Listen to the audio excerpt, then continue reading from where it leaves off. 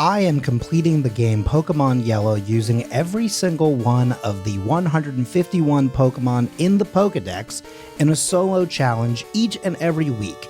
And today I am taking a look at the Pokemon Nidoran male. Now, I realize that if you look to the left-hand side, you're going to say to me, Colin, that is a Nidorino. Well, never fear. The reason for that is because it's the exact same problem that we had last week or last episode with Nidoran female. That's right, the computer system lied to me, it got everything wrong, it could not find this Pokemon until it was physically handed to me. There was a lot of things that went wrong with the software for these two Pokemon. And I had a little bit of moment where I got some sort of complacency, I guess, where it was showing me Nidorino, but then I clicked on Nidoran, and I thought that the move pool changed, and so I thought, okay, yeah, great. I'm going to record this video, and it's going to be great because you'll see that there is a major difference between this Pokemon and its female counterpart. So I'm going to have a much easier time, and I'm going to showcase like how they got these two Pokemon kind of wrong, or at least in terms of one of them they got wrong and treated unfairly, if you will. And I really felt good about how that was lining up. And then I got the Pokemon handed to me and went, wait a minute. No, this is just the same thing. This is the same Pokemon. So I figured, okay, let's at the very least take a look at the fact that there are a couple of small key differences. One of the main ones being that we get a move like Horn Attack at level 8 instead of the move Scratch, which only does 5 damage more than Tackle does, right? That was one of the bigger things for Nidoran female that she was sort of dealing with, was the fact that we weren't really getting much stronger moves. Now, they both still learn Double Kick at level 12, which is going to be great for going up against, at the very least, Brock, and could potentially be helpful in the late game as well. They both still learn Poison Sting at level 17. There's a move at level 23 that for both of them isn't very helpful, Tail Whip for female, Focus Energy for male. Then at level 30, Nidoran female does learn Bite, which does 60 damage, which was more, but by the time we hit level 30, we were already using the move Body Slam, which does 85. So we were definitely doing better in those regards, right? But then when you look at this Pokemon for Nidoran male, right? The fact that the software was sort of kind of having some issues and things weren't loading properly. When I was first taking a look at these two Pokemon, I was thinking that Nidoran male was going to have a much easier time because I was in the belief that it was going to get access to moves like Water Gun and to Ice Beam. And I really should have done a secondary check because knowing that Nidoran female, the software was having a hard time showing the correct things for that Pokemon, that probably meant that this was also not showcasing correctly. And once I loaded it in properly and was actually handed the Pokemon and saw everything update, I realized that there's really only one major difference between these two Pokemon. And that is the fact that while Nidoran female at level 38 gets Fury Swipes, which is a very weak move, although it does have the option to potentially hit 5 times, and it probably never will, at least not when I would need it to desperately hit 5 times because I know my own luck, right? But when you look at these Pokemon, the biggest difference is the fact that at level 38, Nidoran male learns a move called Horn Drill, which has an accuracy that is less than desirable. Let's just call it like that is, right? It's 30% chance to hit. It only has 5 PP, so not many opportunities to really use it, but that is a move that is a one-hit KO, which would be very cool if I could land it when I need to.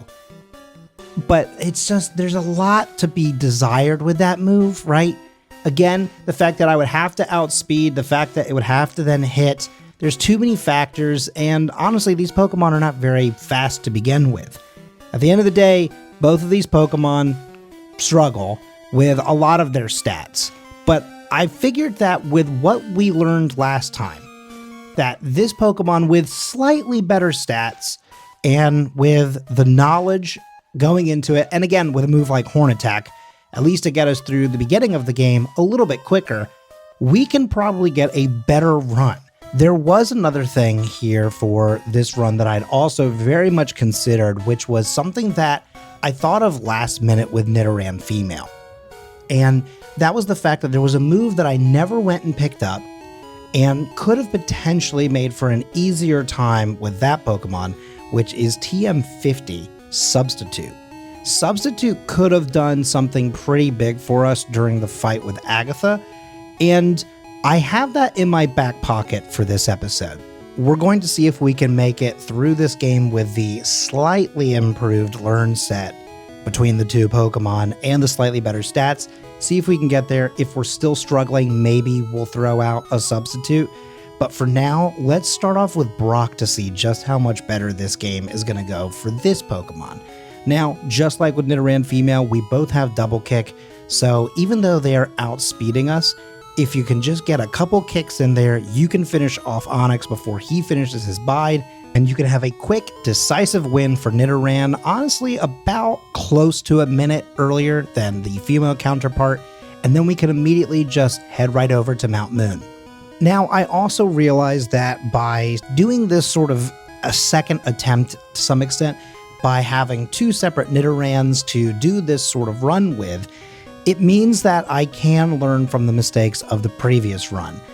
It makes me nervous because part of me then thinks, okay, well, if this does so much better, then maybe I do need to do a second run with Nidoran female. But I also think that this kind of serves as that second run, and therefore we don't need to do a second run. You know what I mean? Like, they're different, but they're not so different that they can't just sort of be basically the same run. So in this particular video, we are learning from the mistakes and the missteps and really just the pacing of the game and the video. Everything that we can pretty much improve upon, we are going to improve upon. And that kind of starts to get to be a little bit more relevant in this beginning of the game. Yes, we did take about a minute less than the previous run. I feel like in a way it could have been shorter, right, if I had actually gone against the rival a second time. You see, usually defeating the rival in the lab gives us a good bit of an experience boost early game, and then we can kind of go against him again, get more experience, get through that beginning faster because we don't have to fight as many wild Pokemon, etc., right? But there was something to me that when I lost that first fight in the lab, instead of resetting, I just immediately told myself, no, kind of commit to this bit. Maybe the Jolteon team was also a problem. So in order to change things up in this one, we did take a slightly longer training session to get ready for Brock, but still cut off a minute, right? So that feels pretty good, but it means that we're going to get the Vaporeon team. And so we're going to try some new things against his team as well in this video. And that's another thing that I feel like we are using to our benefit, right? Is by knowing where we made some mistakes, like going against certain gym trainers and gym leaders at times that we weren't really ready for them, makes us aware that we can sort of change up our pathing. I initially started to go into Misty's gym there in order to complete it, to fight, but I realized that even with Horn Attack, level 24 is not high enough. So I heal up and I decide, let's go up against the rival, because we should be able to run through this team pretty quickly, especially the last two Pokemon using double kick like that, ending up at level 25. That then means that we can go up towards Bill's place, fight all of those trainers, and get all the experience that we need, and then come back to Misty, probably before we need Body Slam. Because again, having access to a move like Horn Attack this early, instead of having to go elsewhere to get a move that does enough damage, should give us a good benefit. We're only level 29 this time going into this battle, which is a lower level than we were with Nidoran female, but already it's looking pretty good. Even though Water Gun is doing a lot of damage, we make it through first try, basically no problem at all.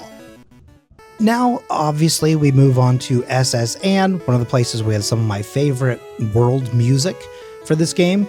Just listen to that beautiful soundtrack. Okay, that's enough of that. Now on to the rest of SS, and we are going to train against every single trainer here, get as much experience as we possibly can, and you'll also recognize something very cool. At this exact second, I'm only about 2 minutes ahead of where I was in the other video, but now that I'm about to go up against the rival with a cheeky little cut there, we are about 4 minutes ahead of schedule. The biggest difference as well is not only are we 4 minutes ahead of schedule, but we also don't have any resets, and we already have the gym badge under our belt for Cerulean City, so there's no backtracking. Technically, we'll have to backtrack anyway just to go up towards the rock tunnel, but it means that we're not going to have to stop in Cerulean. It means that we're going to be able to just keep rolling right on through. So we honestly have got a really good time boost under our belt here, and that feels pretty good for Nidoran. And of course, that means up next is Lieutenant Surge. We are currently about 5 minutes ahead of the other Nidoran run, and we are also at a higher level. But with Horn Attack, we can prove that just like his secret puzzle, Surge is still trash. Now, here's something that's going to be pretty interesting, right, for the difference between these two runs. We are going to immediately skip over to Celadon the same way we did in the other video, right? Because honestly, Rock Tunnel's not a big deal for Nidoran. Every Pokemon that we go up against is pretty easy to take down with the exception of Slowpoke, but there's only 2 of them. And honestly, Horn Attack is considerably better than anything that Nidoran Female had, so we make through them pretty quickly. Now, one of the key differences here, though, is that at this point in the game, we are basically tied in terms of clock management. Still with 0 resets, though. The big difference, though, is that we are about 5 levels higher than we were with Nidoran Female. I did choose to fight a few extra people along the way, both between the route to Rock Tunnel and in Rock Tunnel as well. I wanted to continue the trend of Nidoran Male having a few extra levels under his belt because of the fact that Nidoran Female, I didn't necessarily do a minimum battles run, but I did do fewer battles than were probably helpful. So I wanted to make sure that we were going into this with enough energy and power, trying to also get rid of as many resets as possible. There's no way that we're not going to reset at the Elite Four, or honestly, even against someone like Giovanni or Blaine. But going up against any of the trainers here in this gym, or going up against any of the Team Rocket people in the game corner in a moment, we should be able to just sort of power our way through. So even though we are tied at this point, again, we were at level 36 at this moment in the Nidoran Female run, and we are already at level 42 at this point. So now we're 6 levels above. So we are outpacing in a very different category at this point, and that's going to end up giving us another time boost in the future when we don't have to do any kind of leveling up and kind of searching for extra experience in a late run part of the game, trying to get better for other gyms. And one of the big things too for Nidoran is that from Generation 3 and on, they learned the move Peck. So having a flying type move would have been ideal for this type of gym. We put have? That's a blooper that I guess I'll keep in because sometimes they're pretty funny to hear, the ways that I can absolutely flub a word. A Pokemon could have. We could have gotten through this even faster with a move like Peck. But with moves like Horn Attack, we can crush Erica pretty quickly, and I think with more HP percentage-wise than we've had going up against any gym leader so far. Now, we do a pretty big shopping montage earlier that I cut, but we're going to go up against Giovanni. We're 2 minutes ahead of schedule, but now only 2 levels above where we were. So again, the sort of branching timelines here get a little interesting. But with Double Kick under our belt, it really all doesn't matter because every single Pokemon that he has on his team right now can fall to Double Kick extremely quickly. And so 2 minutes ahead of schedule and 2 levels up, we are in and out. And therefore we can move on to the Pokemon Tower to go up against our rival yet again for the 4th time here. Now, obviously, we have Thunderbolt that we got from Lieutenant Surge, which is great for the Fearow. It'll be great for his water Pokemon once he eventually gets it, but Vulpix, Magnemite, and Sandshrew and Eevee all go down in one move. I guess technically it's 2 for Eevee because it's double kick, but whatever, man. I hit A one time and we move on. We then get to the top of the Pokemon Tower where we go up against Team Rocket's trio one more time. We'll only have one more battle against them before they decide to blast off forever and ever. But for now, we defeat them yet again pretty quickly and pretty decisively in order to save Mr. Fuji and get the Poké-Flute. And that lets us move on to Fuchsia City. Now, one of the big things that I'm going to learn a lesson from here is that in the last video, one of the biggest problems that we ran into that I actually cut out of the video just because it took up so much time was I came to this gym to attempt to defeat it before moving on to the Sylph Company in Saffron City, and I tried to go up against Koga way too many times. I got 8 resets there, and I didn't show a single one of them because, spoiler for that video, I still had more resets against him even after that. So I just felt like showing 20 resets in the middle of the video felt like a lot. So I skipped over those. But I still came here and still tried to do the exact same thing. Again, while I am changing up the pattern a little bit and trying to get the best possible run, I am still trying to give myself the same grace and potentially the still same amount of opportunities, I suppose, that I looked for in the previous video. So here I go up against Koga for the first time at level 52. Now, one of the big things here is that I'm not going to take 8 resets, right? I gave myself 3 strikes and then you're out. If I have to reset against Koga 3 times, then it's time to move on to Saffron City. So here we go up against him the first time. Okay, we don't even get past the Venonats. Not an ideal situation, but when Psychic can take down your special, which is the thing that you really need the most to go up against this team, yeah, obviously you're gonna take some licks, I guess. Now, going up against him a second time, the biggest issue that we have is that we do not get through to Venomoth with enough health. Even with having the Paralyze there, it's not enough to take him over the edge and get that victory. So before we go up against him a third time, I'm going to use 2 of the 6 rare candies that I've found so far. There's a few more that we'll find in the game later on that we can still use when we get up to the Elite Four area of the game. Potentially even Giovanni, who knows? Sometimes it's not about using them all at once, sometimes it's about using them just at key moments throughout the game. Now, at 54, we're going to go up against his team one more time. Honestly, I probably could have used all of them at this point and just used the ones that I find later on in the game for the Elite Four, but even with that, I still attempt it one more time. Yeah, he defeats me, so that means it is time to move on from Koga for now. At this point in my life, I'm not trying to be a speedrunner. Maybe someday, but for now, we can still at least get a better time for Nidoran.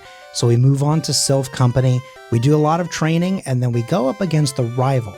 Now, at this point, we're 20 levels above him, so it still should be pretty easy, although Sandslash, knowing that he can resist everything that I have, he's starting to become much more difficult. That being said, we do have the better stats, and so therefore we can one-shot the Kadabra, and even though Thunderbolt does not one-shot Vaporeon, he only has Bite, so we get an easy W, and we can move on to the rest of Sylph Co. And here's where I do one of my favorite little cheeky little edits where I can go in and heal, and then I just technically just move right on forward. I go on to the final Team Rocket fight that we sort of teased a little bit earlier. Thunderbolt takes care of Weezing pretty easily. Thunderbolt also takes care of Arbok pretty easily, and therefore we can just honestly Thunderbolt our way through. It's almost like having a Pikachu still. Huh. Kind of works out in Pokemon Yellow, I suppose. Then we move on to Giovanni. He's getting a little tougher now. He's got a Nidorino, the Pokemon that we kind of thought we had the learn set for in this video. But either way, we defeat that one. Then we defeat Persian. Obviously, the double kick is still good for us here. So we defeat Rhyhorn, and then we move on to Nidoqueen. Body Slam somehow does not get a 2 hit. It takes a 3 hit. But either way, we move on and we can go back to Fuchsia City using this beautiful little dig cut. Look at that. That was perfect. That's not edited. That is just literally where I last went to the Pokemon Center. A perfect situation to be in for timing. So then we save in front of Koga and we're going to fight him now at level 60. Still only 3 resets, so we're definitely doing much better than the last version of the game because we don't have 8 resets. That was kind of a blow for the Pokemon last time, but now we can go up against him and we only have 22 health. Now, using an X attack was a major throw because then we get the Paralyze and we can move first. Like, I feel like I should be a little bit more hyped, but just the fact that Koga, who should be so much stronger, absolutely threw that battle just sort of, I don't know, falls a little lackluster. Sometimes they can make mistakes too, I suppose. I guess that's a good lesson to learn. Whether you're a trainer or whether you're a leader, mistakes can still happen. And speaking of mistakes, now it's time for Sabrina. Now, Sabrina should be pretty tough. In fact, in Red and Blue, she is actually a much more formidable opponent.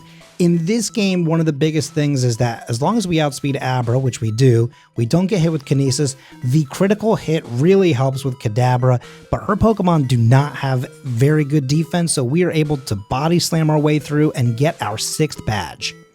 Easy peasy. Another one, please. And here is that another one, please, for you right now, going up against Blaine. We're going to cut past all of the Pokemon Mansion because nothing really happens here, and also Cinnabar Island is very hard on the eyes at 4 times speed, so we're just going to cut directly to Blaine.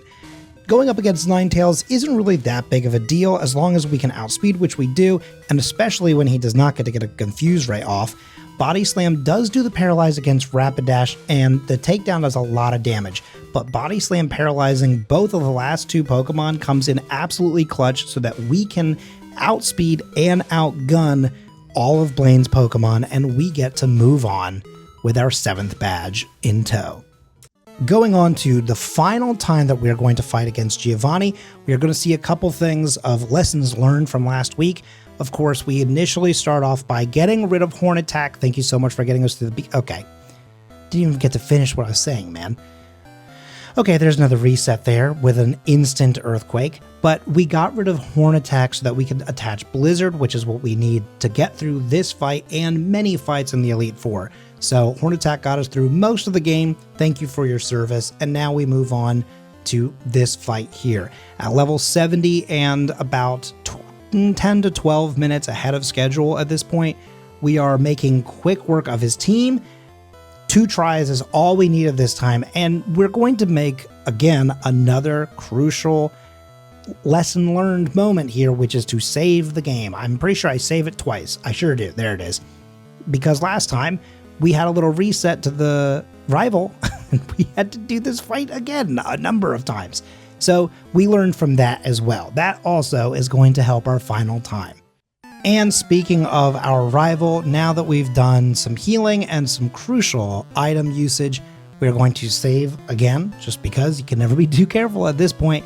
We're going to go up against the rival for the final time. I know what you're thinking. That sounds weird, but it's because the next time we see this man, he will be the champion. More than just our rival. He will be the champion of Kanto, and it will be our mission to take him down so that we can win the game with just Nidoran Male. Unfortunately for us, usually we want the Paralyze to happen against the other team, but we have been paralyzed here, which makes us outsped by everyone on his team. I still go for it. I'm not really sure why. I should have known by now that, especially being leech seeded and paralyzed, that's a recipe for disaster. So we take a reset, our 5th one so far, and we go up against our rival again. This time, obviously, starting off with Blizzard again. Blizzard misses, the leech seed happens, but we get the Blizzard off again, so it doesn't really matter at the end of the day. The Supersonic is bad, but we are not going into this paralyzed. That is a crucial part, especially for going up against Kadabra. Being outsped by Kadabra or Alakazam later is a recipe for disaster. Luckily, even though we are seeded, Vaporeon really doesn't have anything that is helpful against us, so using a few Thunderbolts, we get to just walk right through. Then after doing a little bit of healing, we make our way to Victory Road and on to the Indigo Plateau. Now, here is something that if I was a speedrunner, something that I do every time that other people don't do, which is I go to the PC, I drop off all of my other Pokemon, so that way my final screen is just my solo Pokemon, and also it never gives me the option of, oh, you fainted, do you want to send out anything? It just means I know to instantly hit the button. It doesn't show anything else. I get to move on. We use one candy to get to 75, so that way we're starting off at a clean level, and then we go up against Lorelei. Now, because we have Thunderbolt and because we're at level 75, it means that our stats are pretty good, and Double Kick is super effective against Ice-type Pokemon. So therefore, we get through everyone up until Lapras, and Lapras could be much more difficult because it has Blizzard, but honestly, Double Kick, not a move I would really ever expect to use against Lorelei, but my attack is better than my special, so it works out. And therefore, I get to move on to Bruno here, who Double Kick is still super helpful for, honestly, at least for the Onix ×2. And I can use a move like Body Slam to take on Hitmonchan. So far, so good. Another Body Slam for Hitmonlee. I do get hit not even really that hard by the high jump kick. I keep on calling it flying jump kick. It is a high jump kick. And therefore, I get to move on to Onix. Now, Machamp could be a lot more difficult because of the move Strength. As you can see, this is maybe the closest fight I've ever had with Bruno, getting down to 10 health, but we move on to Agatha. Oh, boy. Okay, so Agatha has proven, at least in last week's video, to be a very difficult Pokemon team to go up against with Nidoran. Honestly, not an ideal lineup because nothing that we have is very effective against anything that she has. I mean, outside of like Golbat. But really, even with leveling up beyond belief, we are struggling to go up against her team. And you can kind of see it, right? Like, obviously going up against everyone up until this point, we're doing great, but Hypnosis on that final Gengar and Psychic, I mean, that was two moves. I mean, honestly, they could have just done Psychic without even using Hypnosis, and I would have been done for, right? We are about 14, maybe 15 minutes ahead of schedule here, and we are 17 resets in front of where we are at this point in the other run. So we are looking better. This is not that bad of a run compared to some like the starter Pokemon, for example. This version of Nidoran is doing a lot better, and it is no wonder that it still struggles against some teams or some Pokemon in general. It's a poison type Pokemon. It doesn't have anything that is super effective against these Pokemon like some of the other Pokemon might have with Dig. So we have to get kind of crafty and really just hope for the best. Now, getting paralyzed is not great. It does mean that they can't put me to sleep, but it does also mean that they then outspeed me, so Psychic happens and I go down. So we have now our second reset here, our third time through this fight against Agatha. She is a very formidable enemy.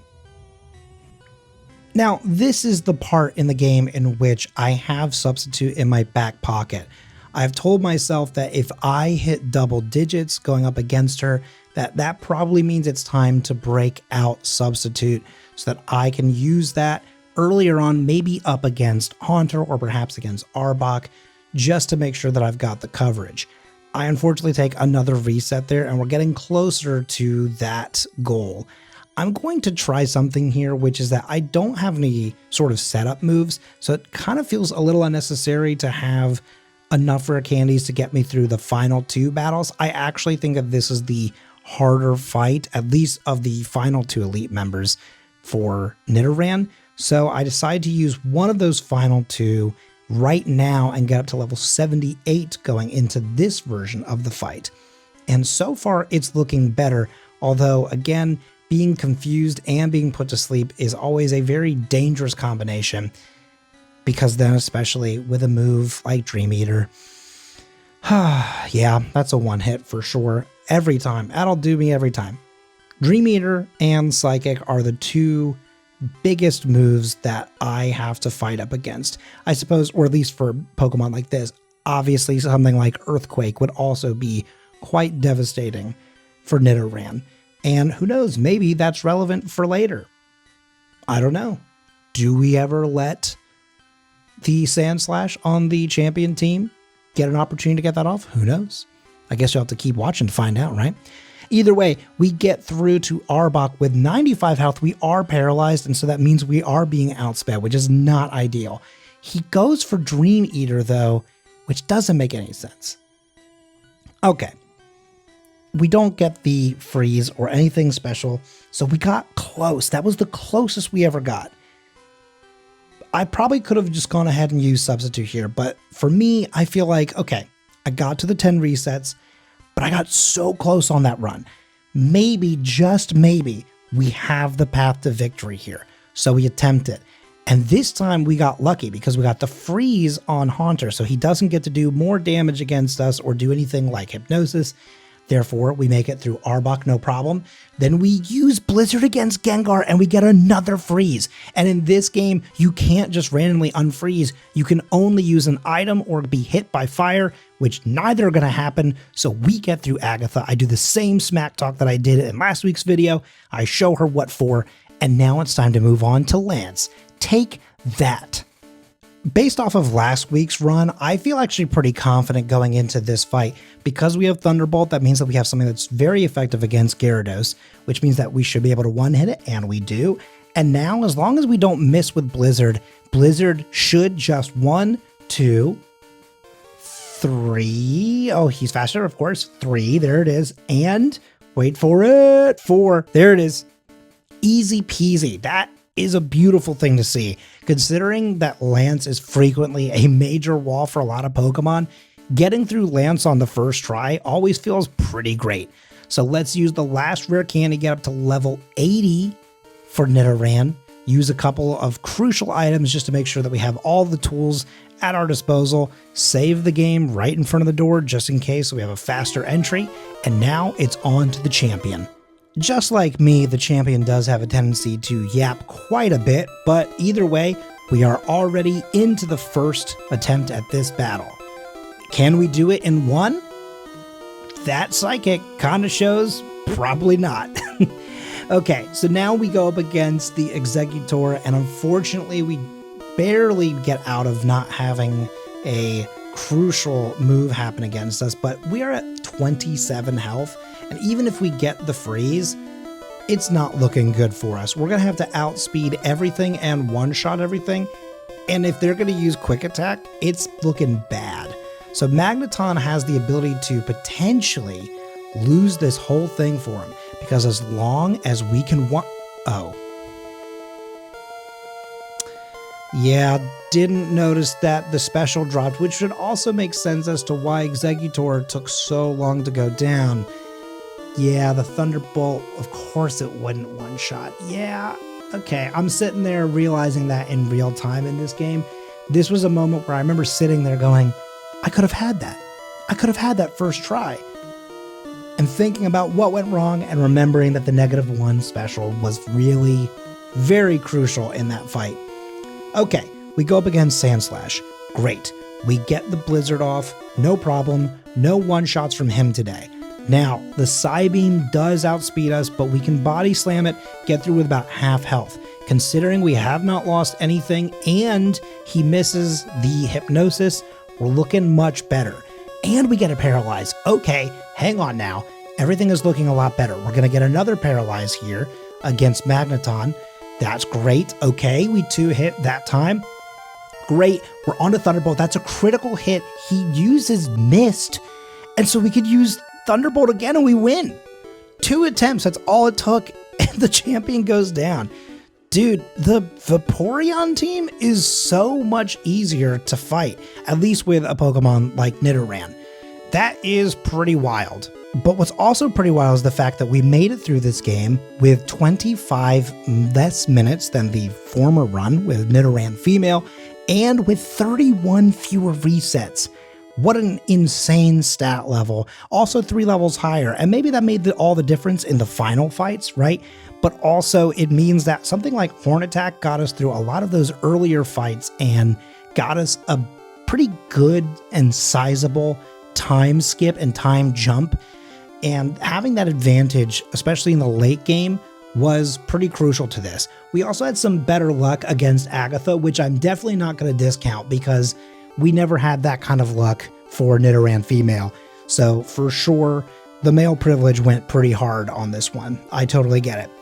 But that's going to do it for this Pokemon and for this episode. If you've gotten this far and you've enjoyed it, please give us a like, a share, a comment, something. Any form of engagement is always helpful for smaller creators like myself. Thank you so much for watching, and I will see you all next week for another solo challenge in Pokemon Yellow.